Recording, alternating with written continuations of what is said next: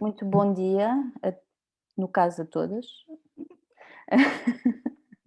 Temos por enquanto uma audiência feminina, portanto vamos aproveitar falar no feminino.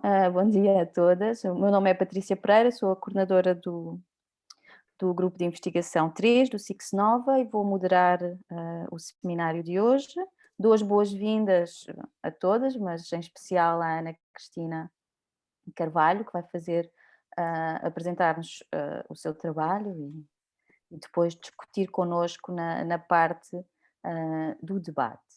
A Ana Cristina é investigadora do SIX Nova, pertence ao grupo 3, ela é doutorada e mestre em Ecologia Humana e trabalha no interface Literatura, Ambiente, Geografia. Hoje irá apresentar-nos uma comunicação intitulada Ambiente e Ecologia na Ficção Literária Portuguesa, um projeto de investigação e um projeto editorial. Ana Cristina, eu vou-te então passar a palavra, terás 25 minutos, eu depois faço-te um sinal, se calhar 5 minutos antes para teres noção do tempo e depois passaremos então ao debate. Obrigada. Obrigada. Obrigada, Patrícia, pela apresentação. Boa tarde a todas. Boa tarde a todas, caras colegas. Muito obrigada pelo convite. Estes convites fazem jeito porque para nós nos conhecermos uns aos outros, não é? É verdade que cada vez temos menos tempo para reservarmos meia hora ou uma hora para assistir a este tipo de encontros, mas a verdade é que eles também cada vez fazem mais falta. Eu, pelo menos, trabalho muito isoladamente no meu projeto sobre o clima, praticamente não conheço os nossos colegas do grupo 3, a não ser aqueles que estão na mesma sala que eu, não sei o que a maior parte das pessoas está a fazer e, portanto, acho estas iniciativas muito, muito úteis. Eu vou passar a partilhar a tela. Digam-me depois, faz favor, se estão a ver bem. E agora só um bocadinho. Partilhar, e agora. Estão a ver? Está tudo bem? Está tudo bem? Não vos ouço. Sim, sim. Sim, está tudo bem? Pronto, ok. Sim. Mas é melhor pôr-se no modo de apresentação. Vou pôr. Okay. Vou pôr no modo de apresentação, ok. Então, dizia eu que estes encontros são importantes para nós irmos mostrando o que estamos a fazer. Eu vi com alguma atenção as comunicações que antecederam destes seminários permanentes, não todas, claro, mas vi algumas até no YouTube, e o que eu vou fazer hoje é uma coisa um bocadinho diferente, porque esta investigação é relativamente nova, não tem 2 anos ainda, e eu não tenho muitos dados para vos apresentar. Eu tenho muitos dados, eles não são apresentáveis, digamos assim. E, portanto, o que eu vou fazer é aquilo que eu sinto às vezes falta relativamente aos outros colegas, que é saber o que é que andam a fazer. Então, eu vou dizer-vos o que estou a fazer, quais são as perspectivas para o futuro daquilo que eu estou a fazer e também o enquadramento relativamente àquilo que eu fiz para trás. Portanto, dados propriamente, praticamente ainda não os tenho.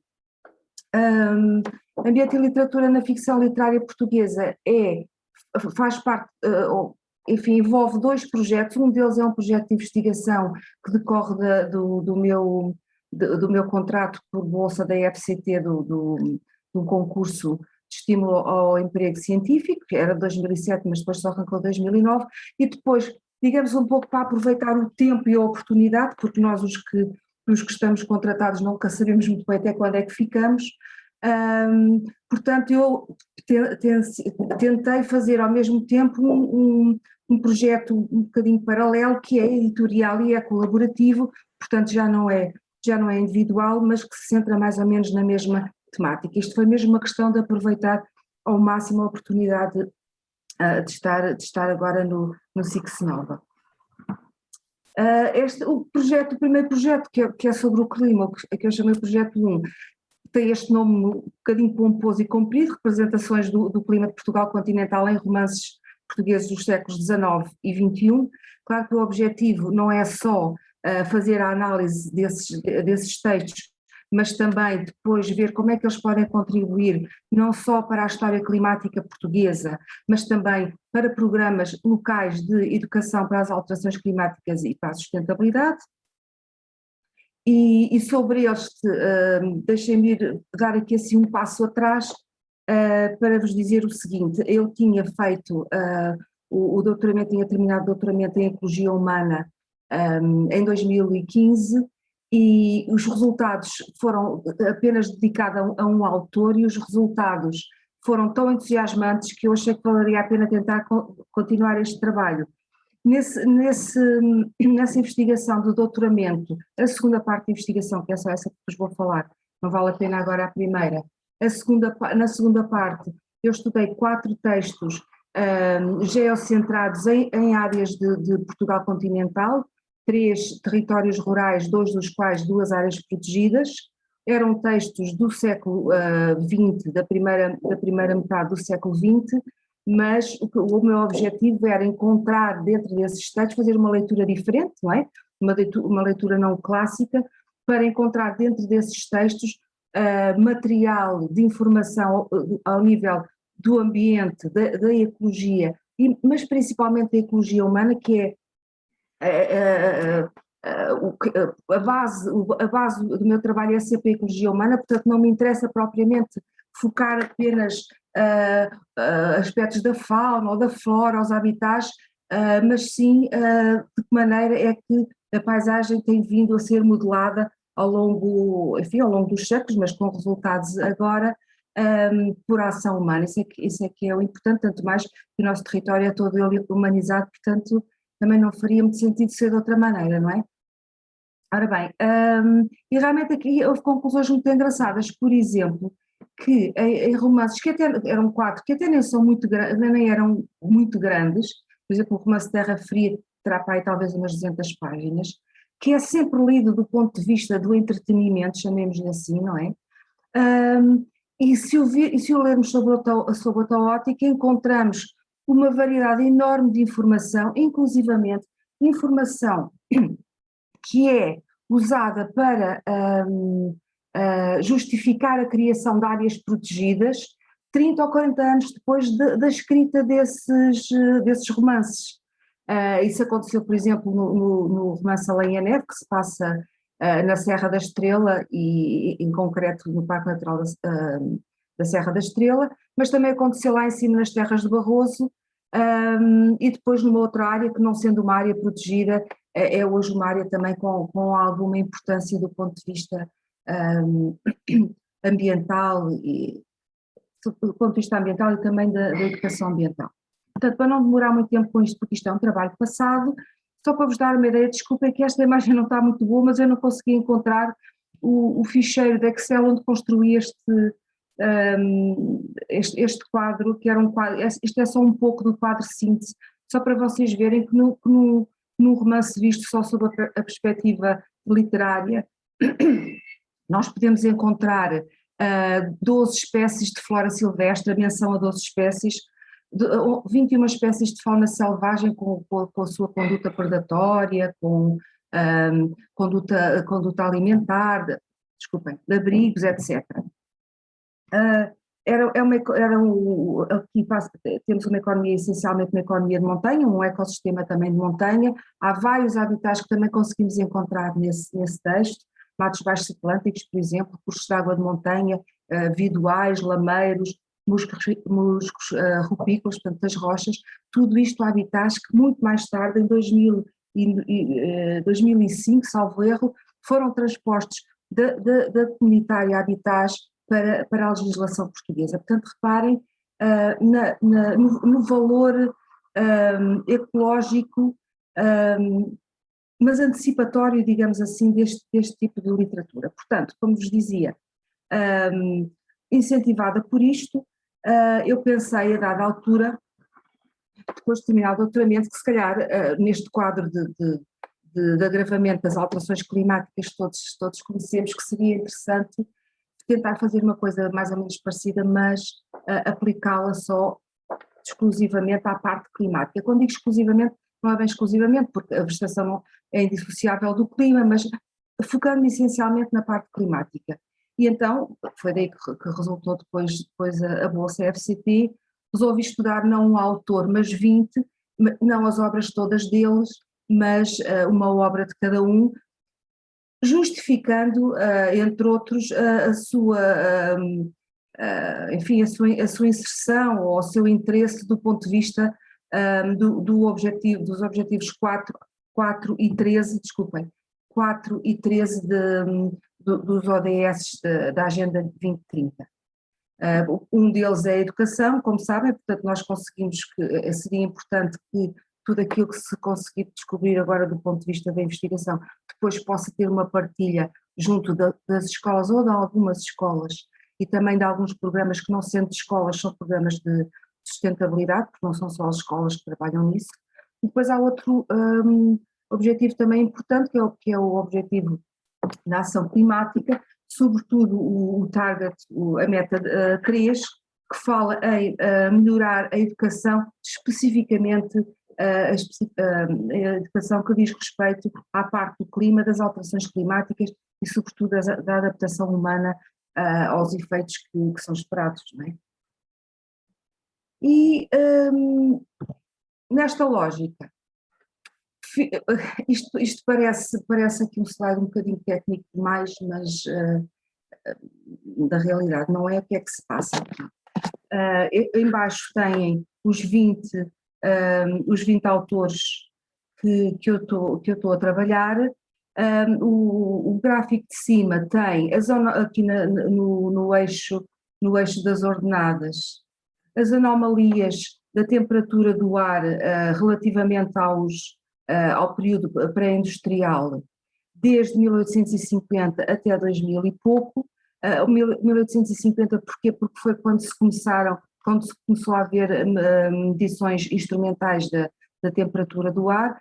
Aqui há vários valores, há valores por ano e valores de médias a 10 anos, e com várias medições, por um lado pela NASA, por outro lado pela National Climatic Data Center, e por outro lado também por um centro, o Early Center and Climate Research, que é do Reino Unido.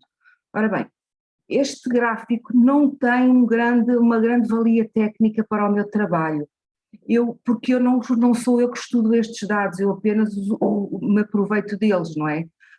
Eu usei simplesmente porque eu tinha que criar uma moldura temporal qualquer, podia ser só o século XXI, podia ser só o século XX, o século XIX, tinha que criar uma moldura temporal onde inserir as obras que ia estudar e, portanto, um critério como outro qualquer seria começar em 1850, que é o início das tais medições instrumentais. Na verdade não é bem 1850, é 1846, e o livro é Viagens na Minha Terra, e em princípio o último será talvez que em 2014, vocês se calhar não conseguem ver, que é um livro passado nos Açores do romance do João de Melo. Ora bem, aqui o que temos aqui, claro, o que é que era importante? O importante é que eu conseguisse localizar cada uma destas obras, pelo menos nas 3 áreas climáticas de Portugal continental, e é aquilo que vocês veem aqui neste mapazinho da direita.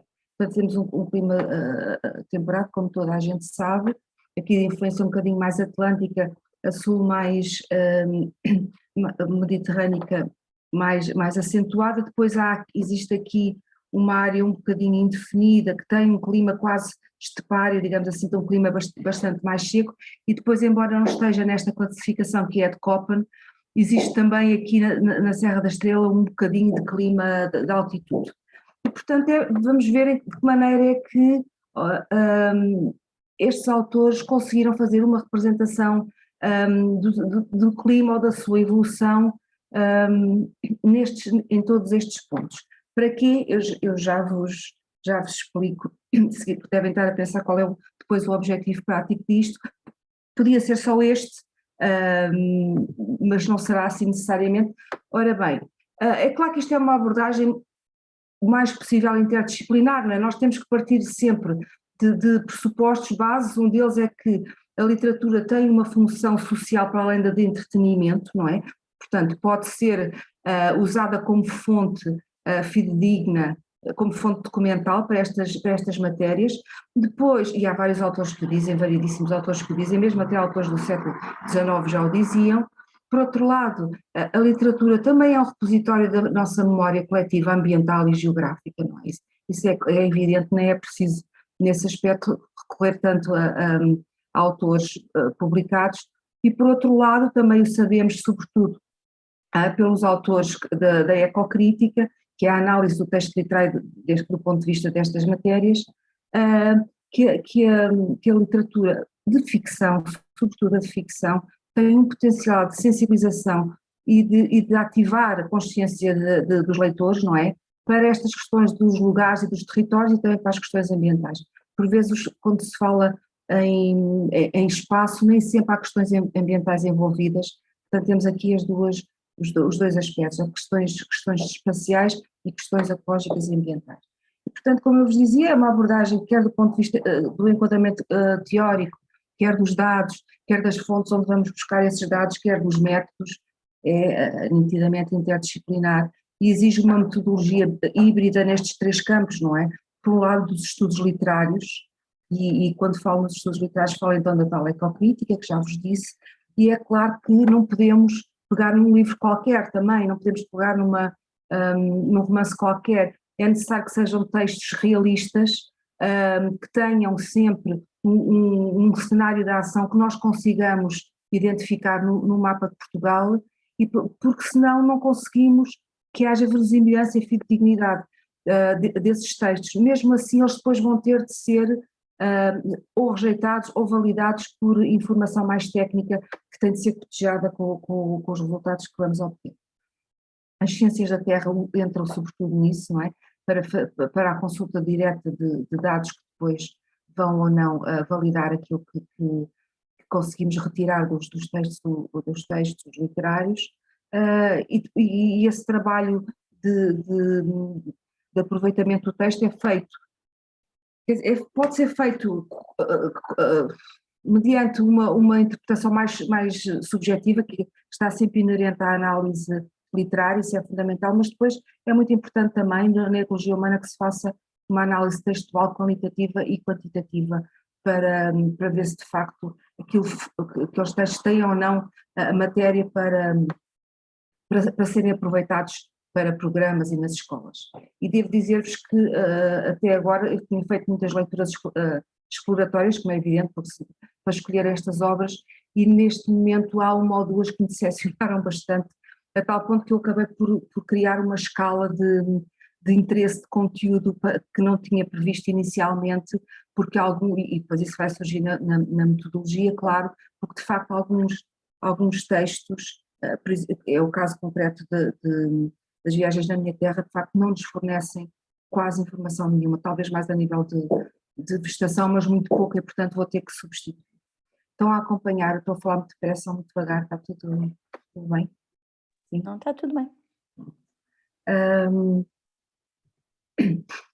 Claro que também tive que criar categorias de informação climática a pesquisar nesse corpus literário, criei 7, não conseguem ver a 7ª, pois não? Sim. Sim? Conseguem? Então aqui por um lado os parâmetros meteorológicos é fundamental, é claro que têm de aparecer todos eles, não é? A temperatura do ar, os níveis de precipitação, isto é com base essencialmente na ciência meteorológica vigente, normal, portanto é fácil de retirar. Evidentemente que são representações destes parâmetros, são sempre representações qualitativas, não é? Com importância narrativa, não são quantitativas, claro. Depois a vegetação espontânea cultivada também é essencial, partindo daquela lei muito básica, não é? De que a vegetação espontânea é um resultado do cruzamento da natureza do clima e dos solos em presença. Depois, manifestações atribuíveis às alterações climáticas, se assim for possível, no caso das obras que são do século XXI ou de finais do século XX, muito para trás, isso ainda não se coloca, a questão não se colocava ainda.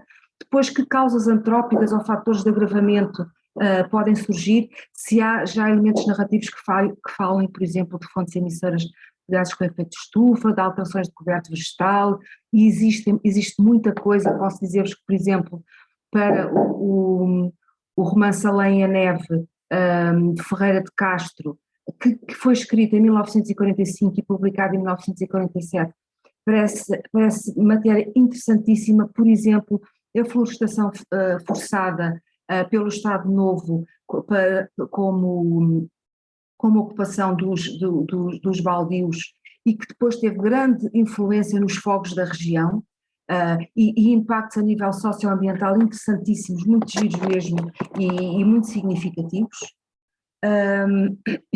Desculpa que aqui há uma repetição, nem tinha bem reparado, aqui eram os fatores de agravamento e as causas antrópicas. Depois, que impactos é que se verificam nos ecossistemas dos quais as personagens dependem, ou que as personagens de alguma forma cruzam. Isto também é importante, por exemplo, no romance Soão do Antunes da Silva, que se passa no Alentejo, numa das zonas mais quentes. De que forma é que as temperaturas, que, como vocês creio que sabem, estão previstas, as previsões são de grande aumento até 2070, nos dois cenários existentes, até 41 e 70, há uma projeção, segundo vários cenários, de um acentuado aumento da temperatura na região do Alentejo interior, principalmente, e de abaixamento dos níveis de precipitação.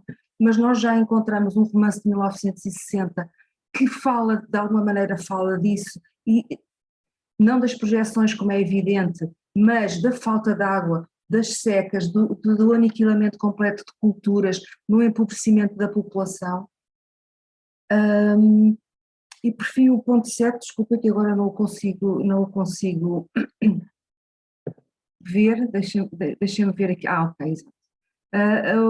As formas de adaptação humana aos aspectos do clima que são mais adversos, digamos assim, ou por outro lado que são mais favoráveis à prosperidade da economia humana. Ora bem, relativamente à aplicação, que me parece importante, os colegas da Ecocrítica, em Portugal somos poucos, mas ainda existimos alguns, a nível internacional, muitas vezes, uma vez que vêm da área dos estudos literários, o que fazem é tratar estes textos a nível da sua importância como preservadores da memória ambiental e ecológica, e pronto. Claro que a nós interessa-nos mais os outros dois aspectos. Um deles é em que medida é que isto pode ser usado para programas de educação ambiental, ou mesmo para os professores em todos os graus de ensino, em várias disciplinas, se não todas ou quase todas.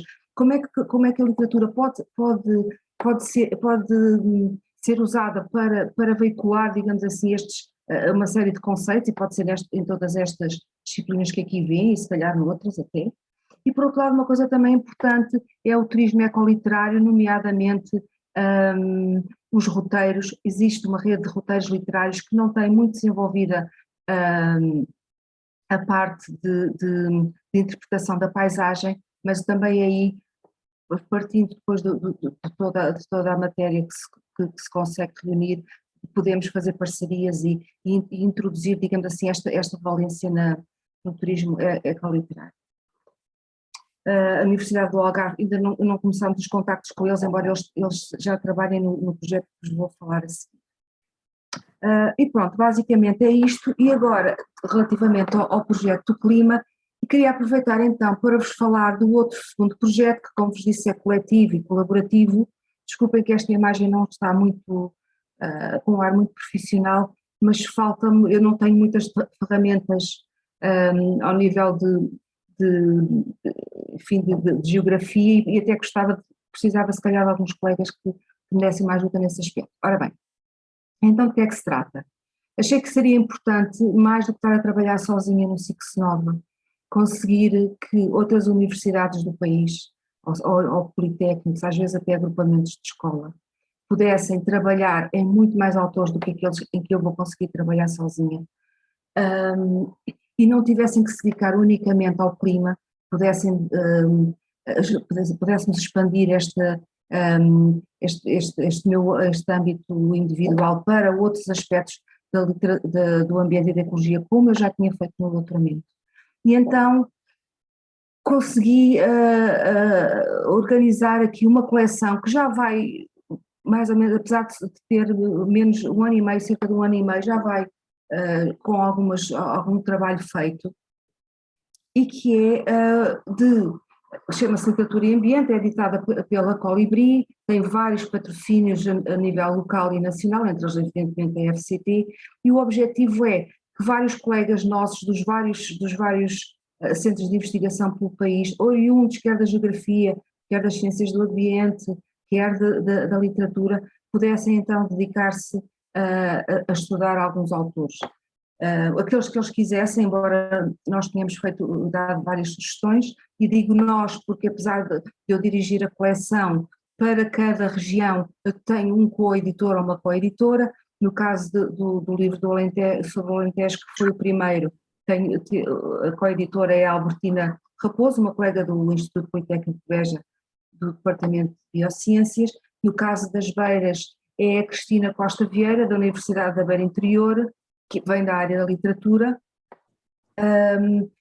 Eu e outra colega do Ciclo Nova fizemos uma experiência o ano passado, chamemos-lhe um volume 0, que podem consultar aqui se quiserem neste link que vos deixo. Está em papel e está online este trabalho. Reuniu 16 autores, metade de Portugal e metade do Brasil, e centrámos-nos na Amazónia, que é essa nossa colega brasileira, porque era uma experiência para depois atacarmos então, digamos assim, entre aspas, o território português. Portanto, a área de incidência, claro que isto colocou-nos uma série de questões de metodologia. A primeira é como é que nós fazíamos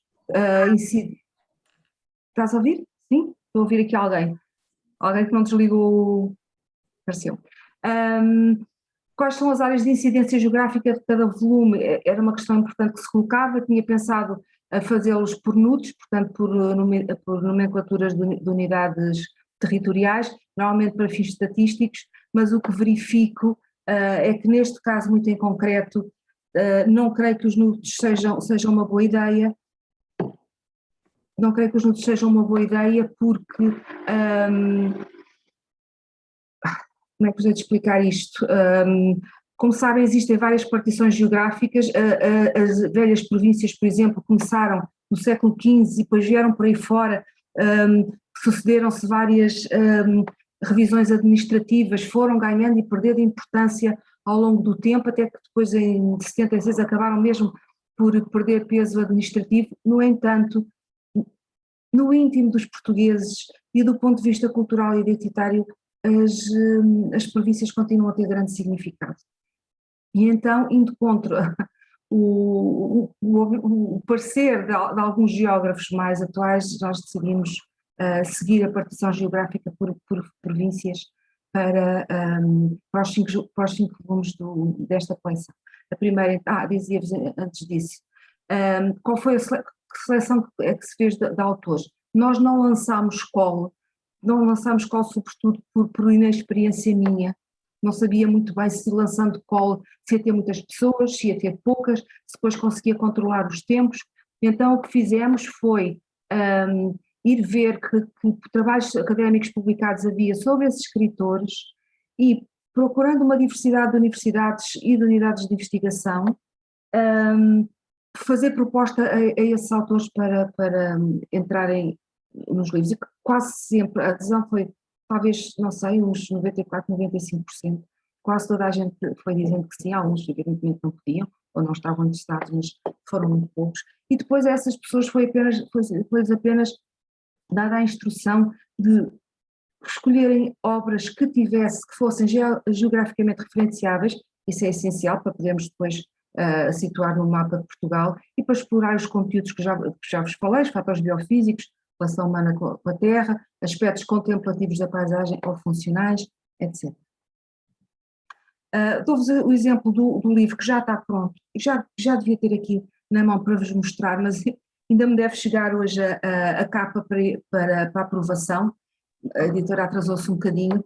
Este é o mapa que abre o volume sobre o Alentejo. Nós temos 23 obras, a primeira escrita em 1893, que é o País das Uvas. O País das Uvas é aquela zona vinheteira, mais ou menos ali do centro do Alentejo, e a última é 2014, do José Luís Peixoto Galveias, passada ali no Conselho de Pontessor. Esta é a distribuição geográfica dos títulos relativos ao Alentejo. Reparem que a diversidade é grande, e depois daqui resultará um ou dois artigos escritos em conjunto por todos nós, possivelmente subdividindo ali a área, não sei bem. Se nós tivéssemos considerado isto por nudos, exatamente por nudos, eu teria de incluir aqui a Lesíria do Tejo, que faz parte do Ribatejo, província, e que não, do ponto de vista identitário não tem muito a ver com o Alentejo. Ora, só finalmente para vos dar uma ideia do que tem vindo a acontecer, estes são os volumes que vão sair. A Amazónia, como sabem, já saiu em setembro, o Alentejo vai sair há semanas, espero eu. O livro das Beiras está em fase de recepção de artigos, alguns já estão entregues. O livro de Mindoro e Trás-os-Montes enfim, ainda não está muito avançado, porque também, como calculam, 1 ano e meio com 2 projetos, também não é muito fácil.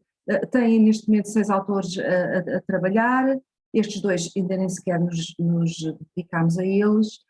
Em princípio, o de Ribatejo será coeditado pela Natália Constância, que é do IELT, mas é também da nossa faculdade, e provavelmente com outra pessoa que ainda não sei de onde será, porque é interessante que os coeditores sejam de unidades de investigação, enfim, inseridas na área geográfica em causa. E, portanto, reparem que autores de capítulos temos neste momento 155, não é bem 55, porque há pai 2 ou 3 que são repetidos, entre eles eu, não é que tenho de aparecer em todos, mas cerca de 50. As obras estudadas neste momento são já 79, se contarmos com quem já está a trabalhar no Minho, Douro e Trás-os-Montes, já vamos em 77. Há 35 autores abordados. As universidades e politécnicos são bastantes, portanto, pôr o SICS Nova a trabalhar com outras unidades, eu achei que era uma coisa, deste ponto de vista, claro, que trabalha com muitas unidades, mas deste ponto de vista eu achei que era uma coisa importante. Unidades de investigação são cerca de 40, e pronto, quer dizer, o ponto da situação neste momento é este. É possível que estes 2 volumes... Desculpa? Vais ter que terminar em breve. Eu já tentei avisar-te os 5 minutos, mas... eu não dou por isso, estava com o piloto automático, desculpa, mas eu já estou no fim. Ninguém me ouviu, não sei, passava-se aqui qualquer coisa. Não, eu ouvi qualquer coisa, de facto, não percebi, foi que eras tu, então, mas já estou mesmo no final, sim. Portanto, é este o quadro da coleção, paralelamente ao outro projeto. O que é que resultará daqui a nível de parcerias? Eu já colaboro com o Atlas das Paisagens Literárias, que está alocado no IELT, portanto também na nossa faculdade, e também com a colaboração do Instituto de História Contemporânea. Por outro lado, também pedi para aderir à rede Unitas Universitas Montium, que é a rede das universidades de zonas de montanha, que em Portugal é representada pela Universidade da Beira Interior. E por outro lado, este contacto ainda não o fiz, mas farei agora breve, quer dizer, filme, mas ainda por interposta pessoa, apesar de já fiz, mas ainda não foi muito formal, que é o projeto Paisagens Luso-Brasileiras em Movimento, apoiado pela Fundação Carlos Gulbenkian, iniciativa do Real Gabinete de Leitura do Rio de Janeiro. E pronto, e basicamente era isto. Não são dados, mas é assim um quadro muito geral daquilo que aconteceu, está a acontecer e vai acontecer. Obrigada. Muito obrigada, Cristina, pela tua apresentação. Desculpa, eu tentei te avisar do tempo, mas realmente... Mas estou em cima, não é? Estou em cima. Sim, está tudo bem.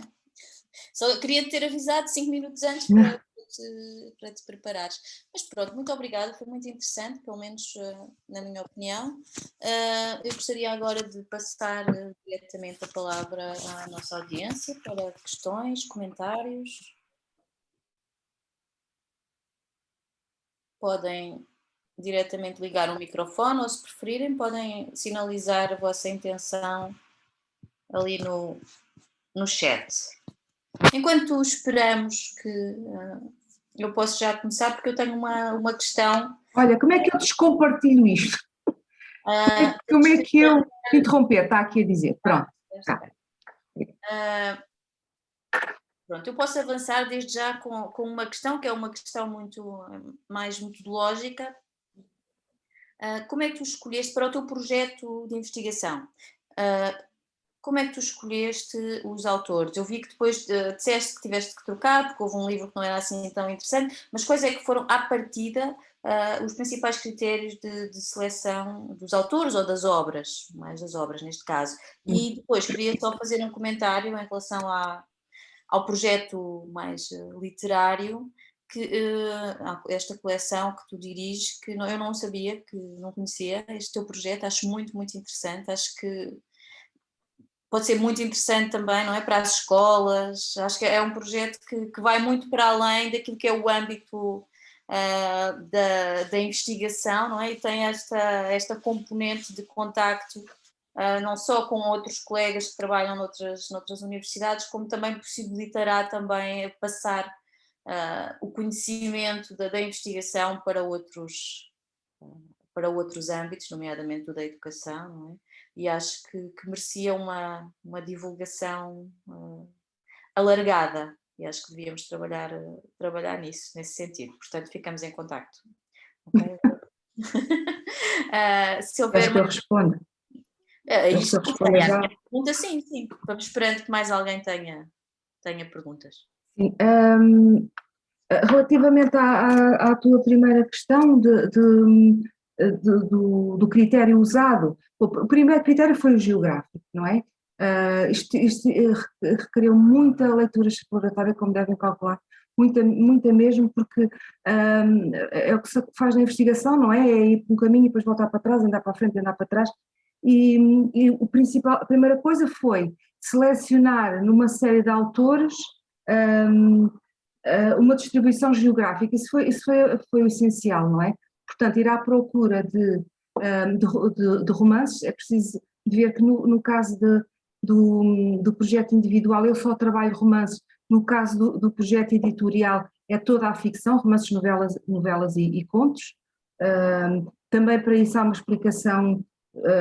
explicação teórica, portanto sabe-se que a ficção, dada a sua capacidade de entretenimento, tem mais efeito ao nível da consciencialização dos leitores, isso está estudado, podia ter pegado em ensaios, não valia a pena, porque para pegar em ensaios as pessoas podem ler coisas técnicas que existem, portanto o que interessa é mesmo convocar o papel mobilizador da ficção.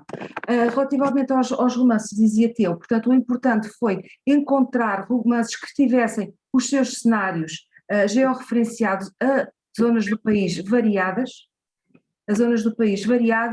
e incidindo sobre aquelas 3 ou 4 zonas climáticas, sobretudo baseadas na classificação de Köppen, mas não obrigatoriamente, depois pode-se complementar com outras. Isso foi essencial. Depois, é preciso também ver aqui uma coisa que eu não disse há pouco, mas digo agora, isto não tem qualquer valia estatística. Se fosse para ter uma valia estatística, suponham vocês, saber para uma determinada região o que é que diz a literatura sob o ponto de vista, por exemplo, do regime de ventos. É claro que eu tinha de estudar não sei quantos romances apenas focados nessa região e depois ver diacronicamente, portanto, ao longo do tempo, o que é que se passava. Não é esse o objetivo. O objetivo, porque esse trabalho está feito pelos geógrafos com base noutras fontes. O objetivo aqui é mesmo reunir, criar informação que depois venha a ter uma utilidade que não seja só meramente publicação, não é? Mas que venha ter uma utilidade prática, que eu disse no fim. Portanto, primeiro critério, o geográfico. E segundo critério, obras que tivessem a sua ação, não necessariamente o seu tempo de escrita, mas que tentem encontrar romances em que o tempo de escrita coincidisse com o presente da ação, e que começassem no meados do século XIX e viessem até mais ou menos os dias de hoje. Digo dias de hoje porque, entretanto, já estamos a pensar, já estamos em 21, já estamos a pensar para cá de 2014. Os objetivos foram esses. Houve algumas coisas que ficaram para trás, claro, porque afinal o interesse não era assim tão grande. Depois, houve um terceiro objetivo que eu não pus aqui, houve um terceiro objetivo que era a visibilidade dos autores. É importante a visibilidade dos ficcionistas, neste caso dos romancistas, porque se formos buscar apenas, não quer dizer que não se possa ir buscar, mas apenas escritores que não tenham, às vezes escritores muito mais locais, que não, ou muito recentes ainda, que não tenham grande projeção pública, evidentemente que o resultado a nível da atração por parte dos leitores será menor. E, portanto, basicamente foram estes três pressupostos: geográfico, temporal e de representação junto do público. Quanto à coleção, o livro do Amazónia anda por lá na nossa sala já para aí há uns meses. O outro espero por lá muito rapidamente, para a semana talvez. Há alguma divulgação? Sei que o da Amazónia tem 250, como é que se diz, downloads a partir do Pure, portanto há alguma coisa nesse aspecto a acontecer, e neste, pois, tudo aquilo que se puder fazer para divulgar, evidentemente, não estou a ouvir, Patrícia. Estava a falar também, sobretudo, daquela outra coleção, do teu projeto mais coletivo. Sim, eu também estou a falar desse, sim. Já tem 4, disseste 4 ou 5, para além da Amazónia, aqueles das regiões. Há 5, para além da Amazónia, um que sai agora, outro que vai ser em setembro. Espero que o domínio, como já há 6 pessoas a trabalhar, que saia lá para fevereiro, e os outros 2 ainda não sei dizer, porque é muito cedo, eu tenho que me dedicar ao outro. Pronto, é isto. Precisas esclarecido ou... Obrigada, está tudo. Eu não sei se há mais questões, comentários. Sim, Frederico. Tens que ligar o microfone. Olá, boa tarde já a todos e obrigado pela apresentação e parabéns pela apresentação que, enfim, achei particularmente interessante. Parabéns também pelo projeto editorial em particular, que é interessantíssimo, como já foi sublinhado por Patrícia, e que é também bastante ambicioso, parece-me, enfim. Tinha 2 perguntas breves, enfim, talvez 3. Queria só, enfim, procurar perceber um pouco melhor, tinha aqui até isto anotado antes de ver esta referência ao Atlas das Paisagens Literárias do IELTS, mas queria procurar perceber um pouco melhor a inserção do projeto enfim, alguma bibliografia disponível que haja sobre estes assuntos ou outras iniciativas análogas. Tinha-me lembrado justamente do tal Atlas, e já percebi que há uma relação, mas estava a pensar também nos trabalhos da Ana Isabel Queiroz, do Instituto de História Contemporânea, que tratam o ambiente em Aquilino Ribeiro, por exemplo, entre outros tópicos. Portanto, isto era uma das questões, esta relação deste projeto em curso, o projeto propriamente dito do SEC individual, digamos assim, noutras iniciativas análogas. E depois estava aqui a pensar também, enfim, perguntar sobre as potencialidades deste método que está aqui a ser prosseguido, ou deste tipo de exercício de recorrer à literatura fundamentalmente como fonte, enfim, não tanto para a paisagem social, mas não tanto para a paisagem ambiental, quero dizer, que é como está a ser feito, e para o clima, no caso concreto, mas para a paisagem social, ou para o ambiente humano. Se percebi bem, o volume do Alentejo parece ir de alguma maneira nesse sentido também, portanto alargar um pouco este olhar sobre a literatura, não tanto para o natural, especificamente, mas para o social também. Se percebi bem também nas tipologias das categorias que estão a ser consideradas no projeto, a última, reações humanas, incluía questões, não era exatamente esta denominação, mas incluía também aspectos como a arquitetura, a habitação, enfim, também. Mas pronto, queria perguntar se podia acrescentar algo a este respeito, em relação às potencialidades deste método para, enfim, procurar historiar também não apenas o ambiente natural, mas o próprio ambiente social. E penso nisto, enfim, admito esta possibilidade, que me parece tanto mais interessante se pensarmos no atraso relativo da sociologia das ciências sociais em Portugal, por um lado, não é? Ou seja, que para períodos mais tardios não teremos esse tipo de fontes em formato científico, tal como conhecemos hoje, e enfim, talvez pudesse haver alguma coisa a fazer a esse respeito.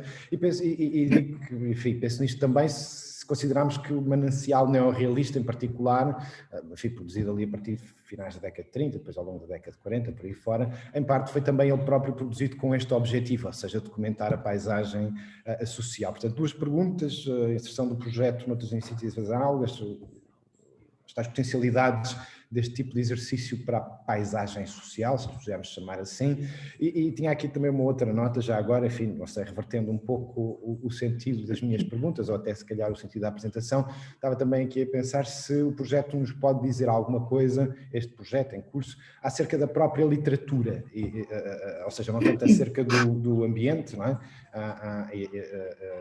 Ou do clima, enfim, mas sobre a própria literatura e da presença histórica ou da variação temática ao longo do período considerado destes tópicos, dos tópicos que estão a ser estudados no âmbito do projeto.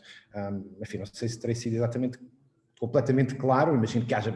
Enfim, a pergunta não é retórica porque não é para eu próprio respondê-la, mas é no fundo também para convidar a Ana Cristina a falar um pouco sobre aquilo que imagino que seja também uma preocupação dela, ou seja, nesta possibilidade de reverter o método, desta dupla reversão do método, na verdade, ou seja, do fundo também é isso que eu estou a... Ou seja, para o social, por um lado, imagino que seja fácil, queria saber se pode acrescentar alguma coisa a este respeito, mas portanto para o social, mas depois para a própria literatura.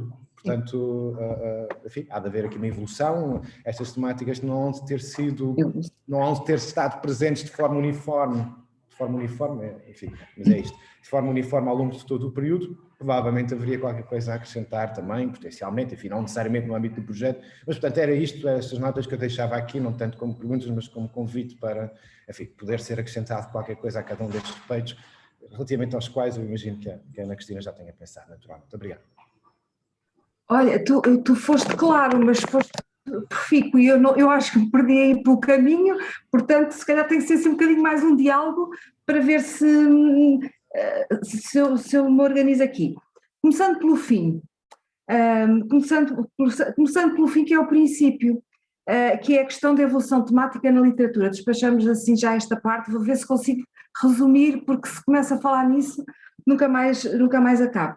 Então, de facto, este tipo de abordagem emergiu nos estudos literários, e não tanto, não quer dizer que não existissem alguns trabalhos de alguns geógrafos, sobretudo alguns geógrafos que logo a partir do final do século passado, princípio deste século, até aqui no país, começaram a interessar-se pela literatura do ponto de vista da sua importância como fonte para os aspectos, portanto, do conhecimento do nosso espaço geográfico. Mas a ecocrítica em si, a análise do texto literário e das outras artes, aliás, das outras artes miméticas, não apenas a literatura, do ponto de vista dos seus conteúdos em natureza e relação ser humano-natureza, aspectos ecológicos, problemas ambientais, etc., iniciou-se nos Estados Unidos, mais ou menos as décadas de 60 e 70, aliás, já vinha de muito de trás, quando eles estudavam, como vocês como sabem, portanto, os Estados Unidos tem áreas ainda de território não humanizado, ao contrário de nós, não é? Ao contrário da Europa. E, portanto, os Estados Unidos têm uma nature writing, uma escrita de natureza muito importante, que se prolongou muito no tempo. E logo muito cedo, mais ou menos meados do século XX, começou a haver autores dos estudos literários a estudarem a nature writing deste ponto de vista, ver em que medida é que se podia extrair dali informação a nível do património natural, ainda praticamente todo ele virgem, de algumas áreas dos Estados Unidos. Mas depois foi evoluindo, sobretudo a partir daquele livro Silent Spring, a Primavera Silenciosa, da Rachel Carson, que começou a chamar a atenção nos Estados Unidos para as questões da poluição e outras fortes questões ambientais que afetavam a população. Então, a ecocrítica entrou numa segunda vaga, digamos assim, em que começou a estudar a literatura americana ou de língua inglesa, de uma forma geral, do ponto de vista das chamadas de atenção para as questões ambientais. Portanto, já não era a natureza, enfim, pura, digamos assim, mas as grandes questões ambientais começavam a colocar-se a nível global ali nos finais do século XIX. Portanto, vem daí. Nós aqui, em Portugal, começámos muito mais tarde, e claro que nos interessam os aspectos não da natureza propriamente dita, mas da natureza, da paisagem transformada, já modelada por ação humana secular, não é? Ou até milenar. A evolução tem sido essa, mas continua e decorre à medida que vamos falando. Por exemplo, só a nível do clima, é um aspecto que eu não vou tratar. Eu estou a tratar dos aspectos climáticos naturais, aí podemos falar de natureza, não é? Porque o tempo destes romances ainda fala de um clima muito pouco alterado, mas existe a nível internacional uma coisa chamada Cli-Fi, que é Cli-Fiction, que faz a interpretação da literatura de ficção, sobretudo do ponto de vista já das alterações climáticas, porque já há vários autores a nível internacional a escrever só sobre histórias em que entram as alterações climáticas, histórias, portanto, ficções. Não sei se isto respondeu mais ou menos. Também dizer que isto emergiu nos Estados Unidos, mas o alastramento à Europa, sobretudo aqui Portugal, Espanha, Reino Unido, França também, e depois à Índia, há muita coisa sobre ecocrítica na Índia, na Austrália e também na América Latina, tanto do ponto de vista geográfico a nível global, é por aí que se tem estendido. Isto era o fim, foi o teu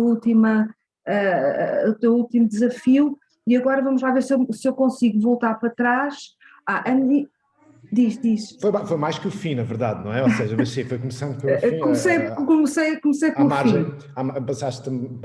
Julgo que foi abordado também a questão do alcance social, digamos assim, deste tipo de exercícios, era a segunda pergunta, e depois a primeira era mais simples, tinha a ver com a relação do projeto em curso, não é? Com as tais iniciativas, falou-se uma delas, não é? Do Atlas, que eu julgo que é um projeto... O Atlas, eu já vou falar do Atlas, nem sei se está aqui a coordenadora do Atlas, que tinha ficado de vir hoje, mas ela ia tentar acabar uma aula para vir. Mas Ana Isabel, disso, não é? A Ana Isabel é a fundadora, os coordenadores neste momento são a Natália Constâncio e o Daniel Alves.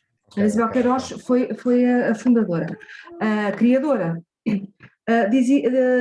Eu queria dizer só outra coisa relativamente à questão social que é extremamente importante. Eu mostrei aí um slide, mas depois não falei nele, que é, no doutoramento, encontrei um potencial da literatura que agora evidentemente é extensível a estes autores, que é encontrar exatamente, havia também uma categoria que eu tinha definido, que era a de relações sociais fundadas enfim, nos recursos naturais, disfuncionais ou equilibradas. E isso nós também conseguimos encontrar, não é? Porque, como dizias, falavas há pouco do neorrealismo, teve ali um período muito relativamente curto e muito fixo, não é? Por exemplo, no romance neorrealista Suão, Passado no Alentejo, que eu já tinha falado há pouco, o clima é quase uma personagem, não é usado apenas como cenário, é usado como um elemento narrativo importantíssimo, sobretudo para acentuar as injustiças sociais e a grande decalagem socioeconómica da altura, não é? E é ativamente, o clima é ativamente usado para mostrar isso, mas nunca foi interpretado assim, não é? Das várias leituras que se foram fazendo, e portanto essa é uma leitura que eu já fiz e que vai sair também agora no livro sobre o Alentejo. Portanto, isso é muito fácil de fazer num território tão organizado como o nosso, de reunir as questões ambientais às questões sociais. E como já estou a falar muito, salto já para a questão do Atlas. Há vários colegas do Atlas que estão a escrever que escreveram ou estão a escrever para esta coleção. Há algumas, a Ana Cláudia Silva é uma das nossas colegas, a Joana Portela é outra, Natália Constâncio também, agora eu não sei se está aqui mais alguém, mas portanto há vários. O Atlas tem um valor importantíssimo do ponto de vista do pioneirismo nesse aspecto, como trabalho sistematizado. O que não havia ainda era uma coleção que também sai em formato de papel, que tem sido das duas maneiras, na verdade, porque é financiada pela FCP, e isso era importante fazer. Nós usámos uma partição geográfica diferente, a mim me fez mais sentido, mas basicamente é o mesmo. Pronto, mais alguma pergunta? Obrigada, Frederico. Obrigada, Frederico, e obrigada, Cristina, pelas respostas. Eu não sei se há mais questões ou comentários. Caso não haja, eu penso que já estamos também aqui a bater nas 13, portanto vamos cumprir o nosso horário, a nossa promessa de seminários de 1 hora. Diz, Frederico. Não, eu queria só dizer que eu espero que a Ana Cristina não se importe, mas entretanto eu adicionei aqui o link acho que não se importa, do projeto do Tal Atlas, que eu acho Eu por que é um acaso projeto... não pus o link no último slide porque me esqueci, mas claro que sim. Acho que é um projeto interessante também e é giro explorar também, de facto, a maneira como a Ana Cristina estava a dizer, de forma sistemática, procurar por determinadas espécies vegetais na literatura. É um exercício que me diverte e, enfim, é também um convite à... Geologia, tudo, sim. Tudo, no fundo, todo o meio biofísico. E obrigado também por, enfim, ter esclarecido essa relação quase umbilical entre o teu projeto e este também, e enfim, a forma como este desdobra, digamos assim, também aspectos do primeiro, era justamente essa a minha dúvida também. Tá bem. Obrigado.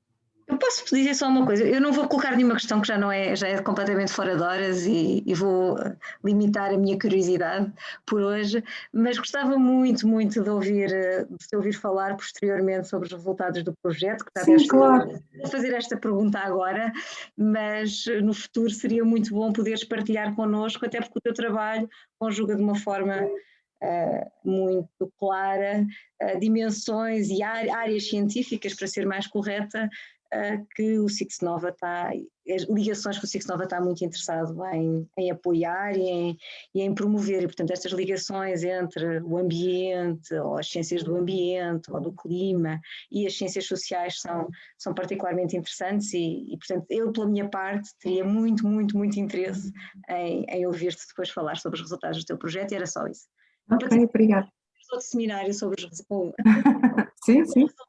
Mais tarde ou mais cedo vai ter que ser. Quando te sentires confortável para isso, era só isso, mais nada. Obrigada. Então, eu acho que podemos dar por terminada a nossa sessão. Eu queria só, apaguei aqui a minha cábula sem querer, queria só dizer a todos, agradecer à Ana Cristina, agradecer a presença de todos e informar-vos do nosso próximo seminário. Deixando só esta última nota. Será, exato, no dia 25, portanto na próxima sexta-feira, e será dinamizado pelo investigador Carlos Álvaro, com o título Triade, Vulnerabilidade Social e Risco para a Saúde devido às doenças arbovirais em Portugal continental. Resultados preliminares. Portanto, são bem-vindas e bem-vindos à próxima sessão, que será moderada, penso que pela Teresa Santos. E era só isso. Mais uma vez, obrigada. Diz, Cristina. Queres o PowerPoint? Como é que é? Não. Vocês precisam? Não? Certo. Obrigada. Então, Bom fim de semana a todos. Tchau. Obrigada.